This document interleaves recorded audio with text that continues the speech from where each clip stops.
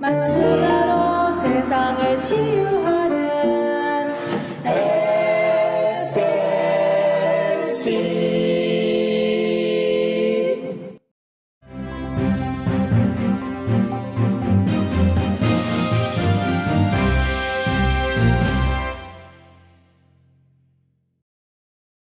여러분 안녕하십니까? 오늘은 창세기 21장 22절에서 34절에 있는 본문 말씀을 가지고 부엘세바와 에셀 나무라는 말씀을 나누고자 합니다. 그랄 왕, 그러니까 지금의 팔레스타인의 경지였던 그 블레셋 지경의 그랄 왕 아비멜렉이 아브라함에게로 찾아왔습니다. 우선 이 말씀을 제대로 이해하기 위해서는 그 당시 그 지역 형편을 조금 이해할 필요가 있습니다.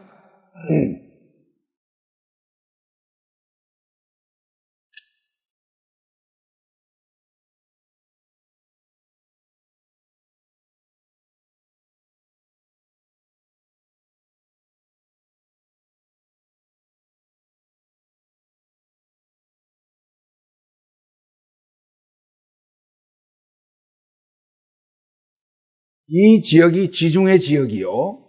여기는 요단강이 내려가고 여기가 갈릴리 호수고 더 아래 내려가서 사해바다가 되겠습니다.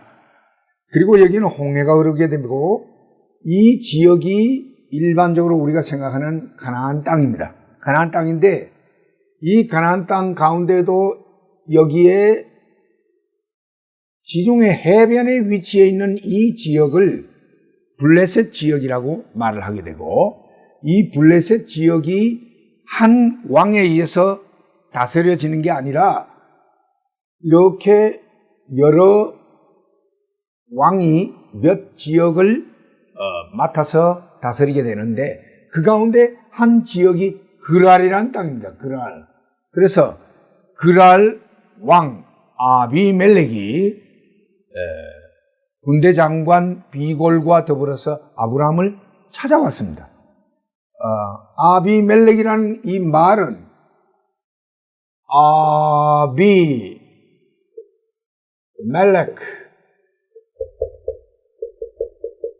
그러니까 아비 하면은 왕은 우리의 아버지는 왕이다 그런 의미니까 상당히 권력을 추구하는 그런 형의 어떤 왕이었던 것 같습니다. 그런데 이 아비멜렉이 자기의 군대 장관인 비골과 더불어서 아브라함을 찾아왔습니다. 그리고 뭐라고 말했냐면은 네가 무슨 일을 하든지 하나님이 너와 함께 계시도다. 그러므로 이제 내가 너에게 요청하는데 너는 나와 내 아들과 내 손자들에게 거짓됨이 없이 행하기를 원한다. 내가 너에게 선대한 것 같이 너도 나와 내 자손들에게 선하게 대해주기를 원한다. 그렇게 하기 위해서 우리 맹세를 하자. 서로 해하지 않도록 맹세를 하자. 그러니까 아브라함이 있다가 좋다. 맹세하자. 그 대신에 아브라함이 아비멜렉을 책망했습니다. 너희들의 종이 내가 판 우물을 강제로 빼앗는 늑탈하는 그런 일이 있었는데 왜 이렇게 했느냐? 그렇게 책망하게 될 때에 아비멜렉이 하는 말이 나는 잘 몰랐다. 내가 모르는 사이에 일어난 것 같은데 난 몰랐다. 어떻게 되었든 간에 이런 항의를 하게 되었고 드디어 이 아브라함과 아비멜렉이 언약을 맺게 되는 걸 보게 됩니다. 그래서 이 언약을 맺는 증표로 아브라함이 자기가 가진 양과 소 가운데 일부분을 선물로 주었습니다. 선물을 아비멜렉이 받았습니다. 그리고 따로 어린 양 7마리를 따로 선물로 주면서 이것은 내가 오늘 여기에 우물을 판 증명으로 내가 너희에게 선물로 준다. 그래서 거기에 우물을 판 증거를 삼고 그 자리에서 드디어 언약을 맺었습니다. 양자 사이에 언약을 맺고 그곳 이름을 부엘 세바라 그렇게 이름을 지었습니다. 부엘 세바라만은 이 부엘이라는 말은 우물이라는 뜻이요. 세바는 샤바에서 온 말입니다. 이 샤바는 7이라 혹은 맹세라 그런 뜻이죠. 그러니까 7이라는 숫자도 되고 맹세라는 단어도 됩니다. 그러니까 7의 우물 혹은 맹세의 우물 그런 의미를 가지고 있습니다. 이렇게 되어서 서로가 언약을 맺고 그리고 이제 아비멜렉과 비골은 돌아갔습니다. 돌아가고 아브라함은 그곳에다가 에셀 나무를 심고 영생하시는 여호와의 이름을 불렀다. 이런 내용이 오늘 본문에 나타나 있습니다. 여기에서 우리가 오늘 맨 첫 번째로 생각해야 할 것은 이 그랄 지방에 있어서 아브라함의 존재입니다. 아브라함이 그 그랄 왕 아비멜렉을 비롯해서 그 땅 사람들에게 어떻게 보여졌느냐 하는 것이지요. 첫째로 여기에 말씀에 의할 것 같으면 아브라함은 하나님이 함께하는 존재로 보여졌습니다. 여기 22절에 보니까 네가 무슨 일을 하든지 하나님이 너와 함께 계시도다. 그렇게 말했습니다. 하나님을 믿지 않는 이 불신 인생이라 할 수 있는 아비멜렉의 눈에 비추어진 아브라함의 모습은 하나님이 함께 하셔서 무슨 일을 하든지 간에 형통하는 그런 모습을 보여주고 있다는 것입니다. 모든 일에 하나님의 손길이 함께하여 역사하는 그런 모습을 보게 되었다는 것이지요. 이런 사실은 구약 성경에 여러 곳에 나타나고 있습니다. 아브라함의 아들인 이삭도 이 똑같은 아비멜렉이 저 뒤에 창세기 26장에 가면 이 이삭도 농사를 지어가지고 1년 만에 100배의 소출을 맺을 때에 이 아비멜렉이 깜짝 놀랐습니다. 그래서 하나님이 너와 함께 계시는도다. 그렇게 고백을 했습니다. 그런가 하면은 야곱이 도망가서 그의 외삼촌 라반의 집에 있을 때에 그 야곱이 양을 치게 될 때에 야곱이 손을 대는 것마다 잘 되었습니다. 그러므로 그 외삼촌 라반이 하나님이 너와 함께 계시는도다. 그렇게 고백을 했습니다. 그런가 하면은 창세기 39장에 가면 요셉이 형들의 시기를 받아 팔려 애굽에 내려가고 애굽의 시위대 장관인 보디발의 집에 종살이를 할 그때에도 그 요셉이 하는 것마다 하나님이 함께하여서 형통하는 것을 보고 보디발이 그 요셉을 자기 가정 총무로 삼았던 그런 일이 나타나고 있습니다. 하여튼 그랄 왕 아비멜렉의 눈에 보여지는 이 아브라함의 존재는 하나님이 함께하는 존재로 보여졌습니다. 뿐만 아니라 아브라함은 두려운 존재였습니다. 하나님이 함께하시는 존재요. 하나님이 무엇이든지 그를 도와서 형통케 하는 거로 아비멜렉의 입장에서는 두려울 수밖에 없는 것입니다. 다시 말하면 자기들이 섬기는 신보다는 아브라함이 섬기는 신 여호와가 훨씬 더 강력하고 훨씬 더 능력 있는 그런 신이라는 말이죠. 그러니까 그런 두려움을 느낄 수밖에 없는 것입니다. 그렇습니다. 진정한 하나님의 사람은 세상 사람들에게 두려움을 줄 수 있는 존재가 되는 것입니다. 그 사람 때문이 아니라 그 사람과 함께하는 하나님 때문에 두려움을 주게 된다는 것이지요. 창세기 35장 5절에 보니까 그들이 발행하였으나, 여기 그들은 야곱을 위시한 야곱의 12아들과 야곱의 식솔들을 의미합니다. 그들이 세겜에서 세겜성 모든 남자들을 죽이고 드디어 떠나는 그런 광경인데, 그들이 발행하였으나 하나님이 그 사면 고울들로 크게 두려워하게 하시고, 그러므로 야곱의 아들들을 추격하는 자가 없었더라.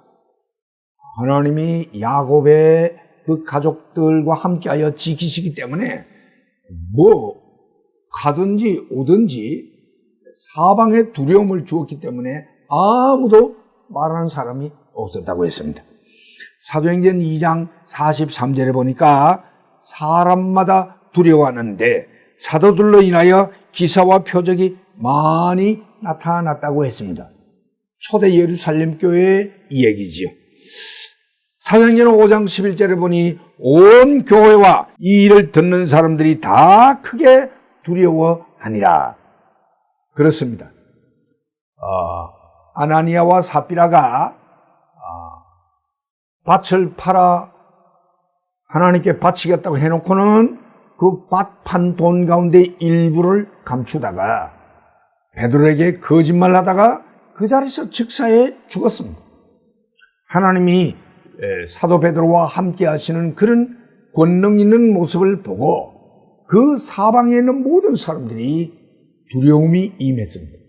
이런 것처럼 진정한 하나님의 사람은 하나님이 함께 하시는 존재일 뿐만 아니라 두려운 존재라는 것입니다.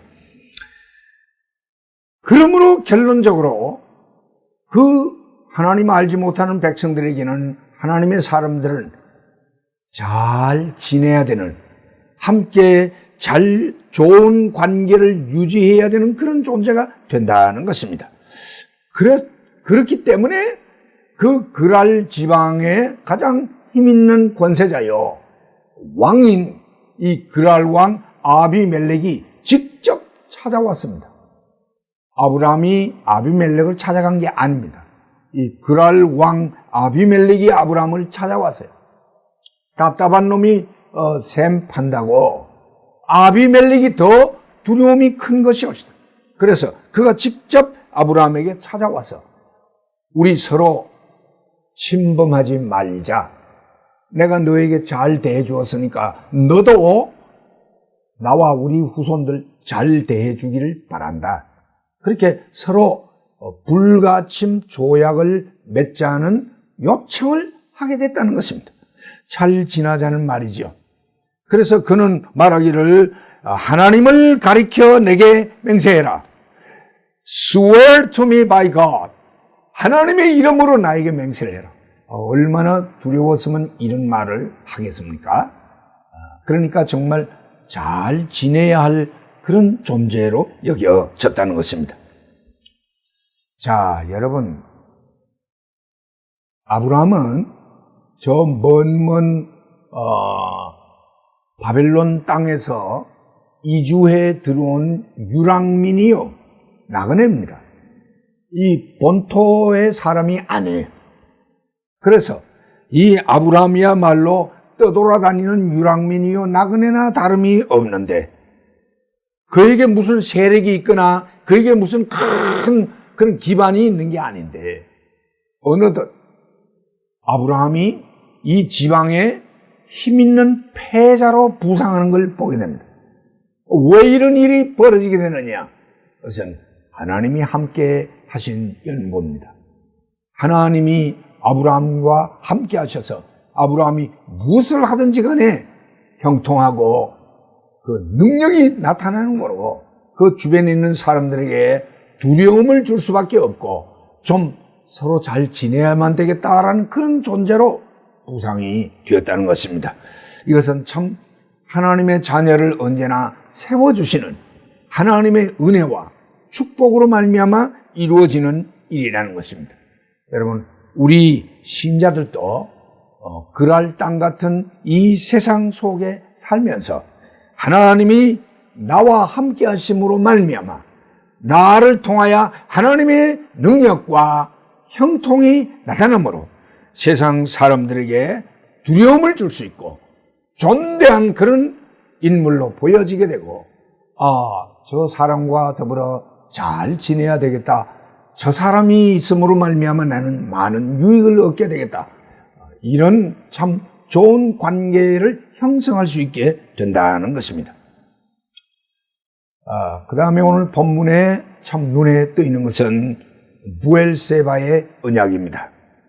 서로 상호 불가침 조약에 동의하게 된 아비멜렉과 아브라함은 드디어 언약을 맺었습니다. 그리고 그곳 이름을 부엘세바라고 명명했습니다. 말씀드린 바와 같이 그것은 맹세의 우물이라, 일곱의 우물이라, 그런 뜻을 가지고 있습니다. 이 사건은 우리 신자가 세상에서 불신 인생들과 어떻게 인간관계를 가져야 하는지를 잘 보여주는 말씀이라 할 수 있습니다. 우선 우리 신자들은 하나님이 나와 함께 하시는 그 분명한 신앙적인 색깔을 보여줘야 된다는 것입니다. 여러분, 여기 이 본문의 아브라함은 하나님을 섬기는 자로 이미 소문이 났습니다. 모두가 다 아브라함은 하나님 섬기는 자로 이해를 했습니다. 그 하나님이 함께 하시고 하나님이 복을 주시고 모든 일을 형통케 하시는 걸 알았습니다. 그러므로 내가 하나님 믿는 사람이다 라는 그 신앙적인 색깔을 분명히 보여주는 것이 중요하다는 것입니다. 사람들 가운데는 자기가 예수 믿는 것을 대단히 부끄러워하는 사람이 있고 그걸 나타내지 못하는 그런 사람들이 있는데 이건 참 답답한 일입니다. 제가 유년주일학교 다닐 때였던 걸로 기억이 되는데요. 학교 갈 때에 점심 도시락을 싸가지고 갔는데 그 점심 먹을 때에 도시락 놓고 기도를 하게 되면은 이 옆에 있는 친구들이 다 내가 예수 믿는 걸 알게 됩니다. 그러면 막 놀려먹고 온갖 불이익을 당할 수가 있으니까 기도를 하지 못한 채 그냥 눈 뜨고 그냥 속으로만 기도하다가 도시락을 까먹곤 했던 그런 기억이 납니다. 그때의 그 마음이 너무 괴로워서 나중에 그것 때문에 아파하다가 하나님 앞에 회개하고 나중엔 당당하게 도시락 뚜껑을 열어놓고 그렇게 기도를 다 보는 앞에서 하고 난 다음에 점심을 먹었던 그런 기억이 납니다. 제가 한 번은 봉제 공장을 하는 어떤 집사님 그 가게를 신방했는데 제가 그 가게에 들어가니까 틀을 밟고 있던 우리 교회 집사님이 벌떡 일어서면서 아이고 목사님 어떤 일이십니까? 여기 어쩐 일이십니까? 하면서 일어섰습니다. 그러니까 그 바로 맞은편에서 틀을 밟고 있던 어떤 분이 있다가 뭐라 그런 게 아니라 여보, 당신 예수 믿어요? 교회 나가요? 그렇게 질문을 했습니다. 그러면서 3년이나 같이 틀을 밟고 있었는데도 예수 믿는다는 소리 한 번도 한 적이 없고 예수 믿는 것 같은 어떤 표시도 낸 적이 없었기 때문에 자기는 몰랐다고. 이건 너무 심한 얘기가 아닌지 모르겠어요. 사람들 가운데는 자기가 예수 믿는 하나님의 백성인 것을 나타내기를 두려워하고 꺼리는 분이 있는데 이건 아니라는 것입니다. 우리는 당당하게 이 세상에 내가 하나님을 섬기는 하나님의 사람이라는 신앙적인 색깔을 분명히 보여야 된다는 것입니다. 그런데 그렇다고 해서 예수 믿지 아니한 불신자나 불신단체를 대적하거나 싸우거나 혹은 그들을 피하거나 이럴 필요가 전혀 없다는 것입니다.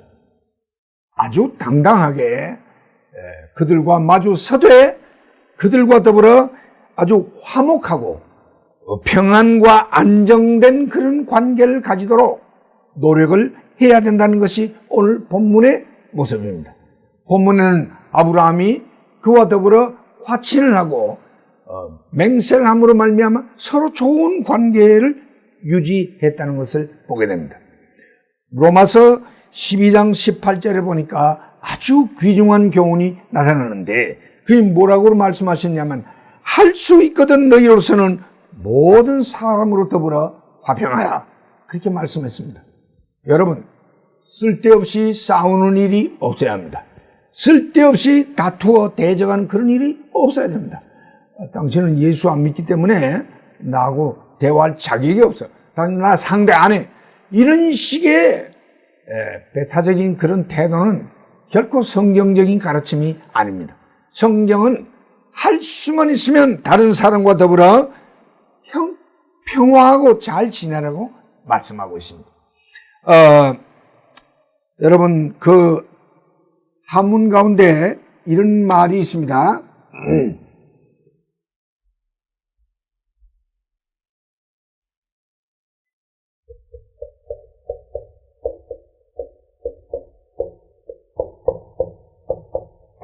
화이부동이라는 말이 있습니다. 이 말이 무슨 말이냐면은 같이 서로 화목하게 지내긴 하지만 부동 그 사람을 닮아가지고 똑같이 되지는 말아라 그 말입니다. 화목하게 지내긴 하지만 부동 다르단 말이야. 틀린단 말이야. 우리는 이 세상에서 예수 안 믿는 불신자와 화목하게 잘 지내야 돼요. 그들에게 전도도 하고 복음을 받도록 하는 대상이기 때문에 잘 지내야 돼요. 그러나 우리는 예수 안 믿는 그 사람들과 원리적으로 또는 소속이 똑같은 건 아닙니다. 그 사람들 닮아서 그렇게 되는 건 안 됩니다. 우리는 예수 믿는 그리스도인이라는 색깔을 분명히 가지고 있으면서 그들과 잘 지내는 이런 모습을 아브라함이 보여주고 있다는 것입니다. 자, 이제 마지막으로 오늘 본문에서 에셀 나무를 심는 사건을 보게 됩니다. 이 본문에서 드디어 맹세를 했습니다.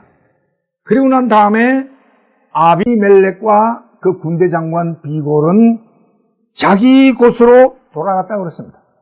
그런데 아브라함은 그 자리에 에셀 나무를 심었다고 그랬습니다. 이 두 모습은 대단히 상반된 대조를 보여주고 있습니다. 그러니까 아비멜렉과 비골은 자기 곳으로, 자기 땅으로 돌아갔습니다. 거기가 자기 소속된 것이요, 거기가 원래의 곳입니다. 거기가 옛 곳으로 되돌아가고 맙니다. 그럼 반면에 아브라함은 아주 프로덕티브한, 아주 생산적인 새로운 일을 시행하는데 그건 뭐냐면 에셀 나무를 심었다는 것입니다. 그리고 여기 보니까 에셀 나무를 심고 거기서 영생하시는 하나님 여호와의 이름을 불렀다. 그렇게 말했습니다. 에셀 나무는 이 타마리스크 추리라고 하는데요. 이 에셀 나무는 사막의 모래 언덕이나 염분이 많은 늪지대에 자라는데 특히 요단 골짜기에 많고 아주 나무가 단단하고 수명이 긴 그런 나무로 유명합니다. 그런데 아브라함이 맹세를 하고 난 다음에 왜 하필이면 에셀 나무를 심었을까?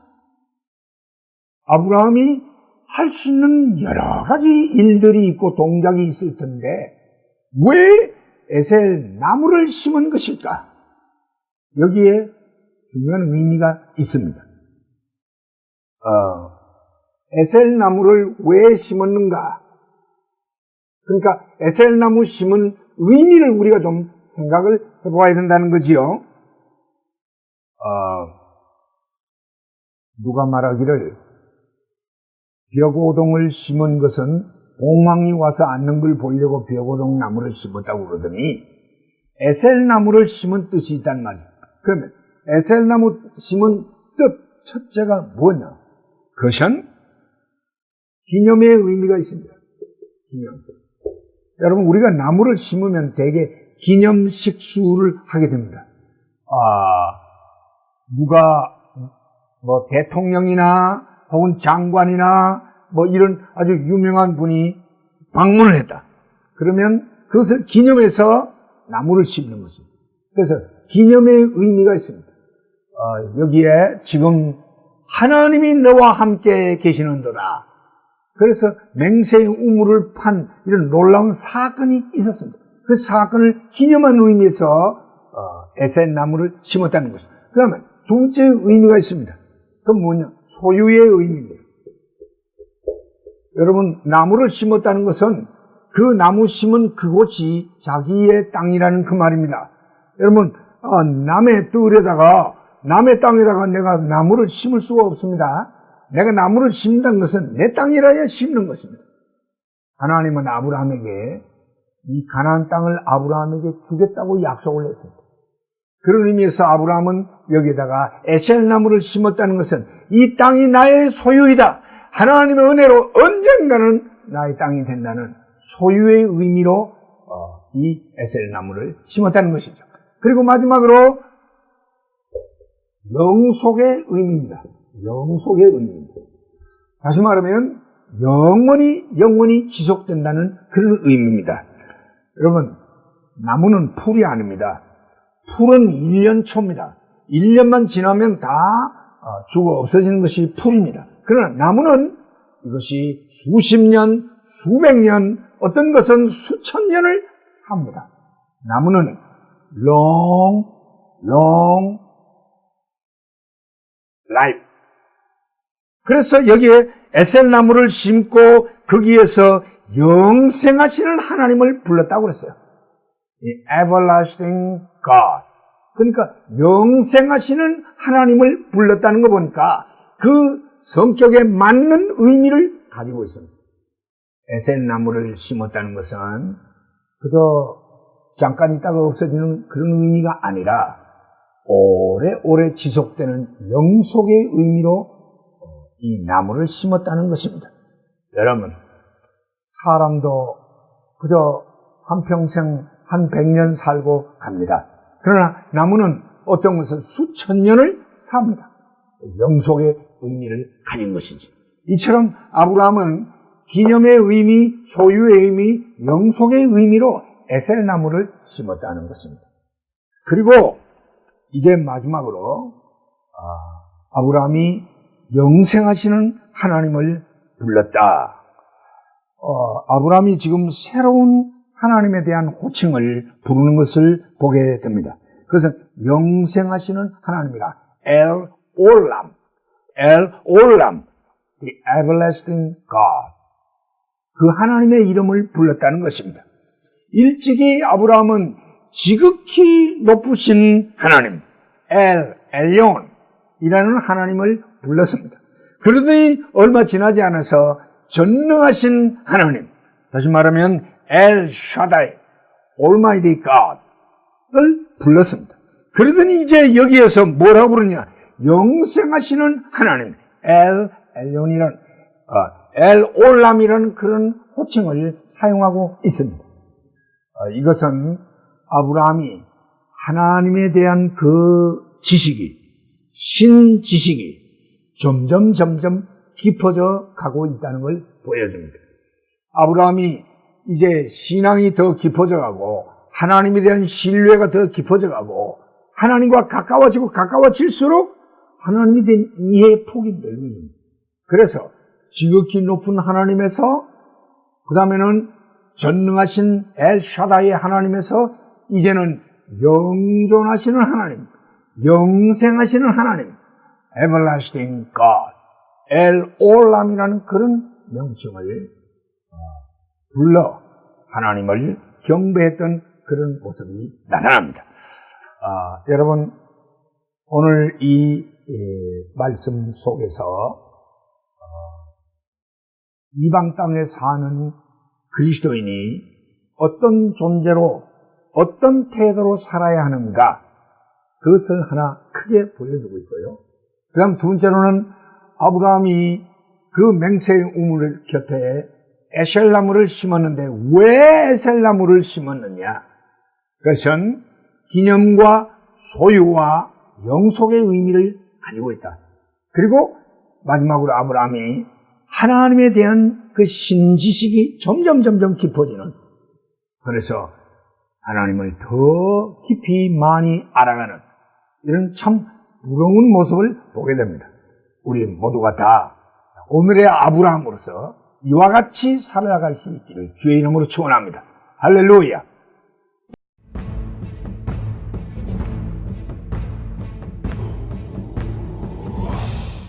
말씀으로 세상을 치유하는 SLC